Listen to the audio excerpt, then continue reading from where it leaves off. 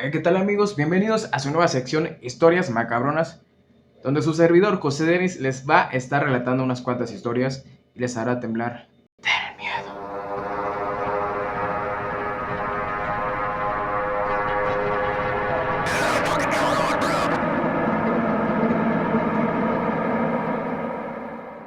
Se dice que en la época de la Revolución existían innumerables entierros, no solamente de cuerpos, sino también de diversos tesoros que poseían bastantes personas. No obstante, pues también existían los ladrones. Sin embargo, muchos de estos ladrones, al momento de huir, enterraban todos estos tesoros. Y es aquí la siguiente historia. En los tiempos de la Revolución Mexicana y la Cristiada, era muy común que los bandidos asaltaran las haciendas, ranchos, casas y demás, buscando entre otras cosas las pertenencias de valor como joyas, dinero y por supuesto que por la época el siempre codiciado oro. Pues se sabía que antes también existía la fiebre del oro. Esto también arrasó en esos ayeres. Por lo anterior, los pobladores de diferentes zonas de la República Mexicana decidieron asegurar su patrimonio y debido a que también los bancos eran un blanco jugoso para los bandidos de aquellos tiempos, decidieron buscar mejores resguardos para sus valores y qué mejor que enterrarlos.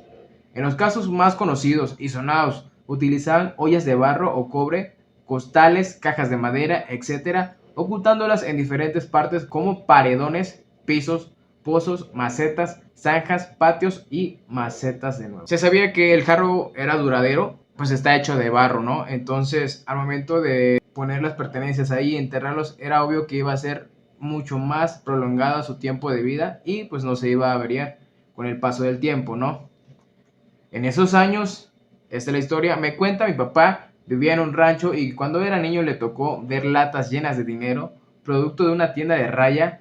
El dueño mudó y sabían que en el cerro de Culiacán enterraban estas, pero nunca reveló el lugar exacto, dejando a su familia en la pobreza. Algunos de los mitos que se dicen alrededor del entierro de monedas es, si el dinero lo encontraba alguien que no debía, se convertía en cenizas. Se comenta que en ocasiones los dueños enterraban varias ollas, o sea, eran inmensidades de entierros que habían en ese entonces. Por lo regular eran en cerros y en lugares muy afuera del alcance de los ladrones. ¿Ok?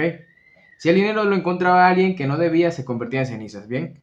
Se comentaba que en ocasiones los dueños enterraban varias ollas, unas con oro y otras con cenizas, para que al encontrarlas los ladrones se fueran con el que se comentaba de la conversión a cenizas y dejaran de buscar el oro que en algún otro lado se encontraba. Que los que lo robaban se morían. Esa era otra de las diversas hipótesis que se sacaban ahí.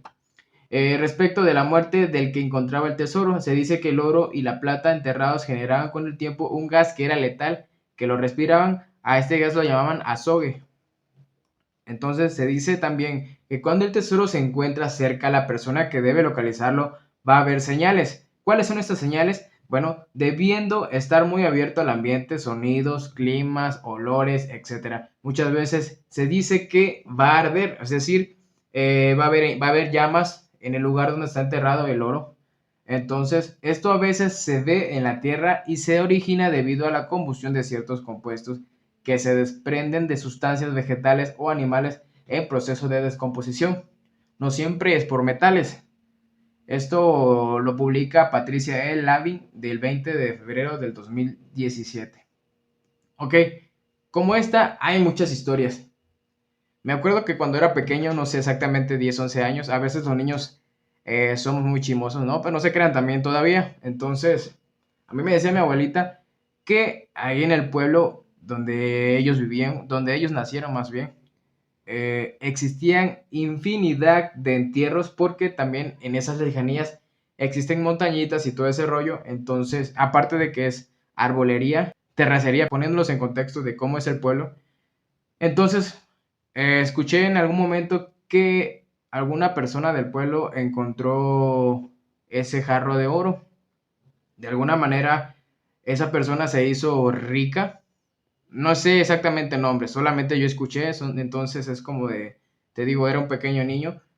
Entonces dicen que esa persona encontró el oro y de la noche a la mañana empezó a hacerse de sus pertenencias, a hacerse de propiedades, pero porque había encontrado el oro. Entonces, antes de eso, detrás de toda esa riqueza y fortuna existen otras cosas, otras teorías como las que ya le conté, de que muchas personas mueren por diferentes factores, o en el pueblo sí son muy supersticiosos, entonces se decía que esa persona que encontró el oro tuvo que dar a alguien de su familia para poder desenterrar ese oro y así hacerse de sus riquezas. Entonces son cosas que son leyendas que existen. Yo no sabría si son reales porque pues obviamente yo no viví esos tiempos, ¿sabes? Entonces son cosas que cuentan los viejos, personas muy, muy viejas, entonces ya es como de la experiencia se habla y se vive, ¿no? Entonces esa es una de las cosas que yo escuché hace mucho tiempo. Ahora sigue lo siguiente. Dice, tesoros que existen enterrados. Como les comentaba, hay diferentes tipos de tesoros. Ya puede ser plata, oro o otros souvenirs que pueden encontrar. Además de que también muchas personas anteriormente encontraban pequeñas cerámicas de las antiguas culturas como olmecas, mayas y las guardaban. Entonces, esas también son reliquias que muchas personas tienen que se supone que son patrimonio de la nación, pero pues muchas personas no las entregan, ¿saben? Entonces son como reliquias que ya les quedan a la familia, van pasando de generación en generación hasta que pues eso termina, ¿no? Dice, después de 2 largos años de revolución y que en ese tiempo había muchas personas bondadosas que daban mucho dinero a todos los jefes y principalmente a Victoriano. Tenían mucho dinero junto a los jefes y para no andarlo cargando, lo sepultaban en la tierra o en alguna parte. Es decir, no siempre iban a enterrarlo a lugares lejanos, también lo enterraban en sus casas, en sus terrenos y ahí se mantenía ese dinero, ¿ok?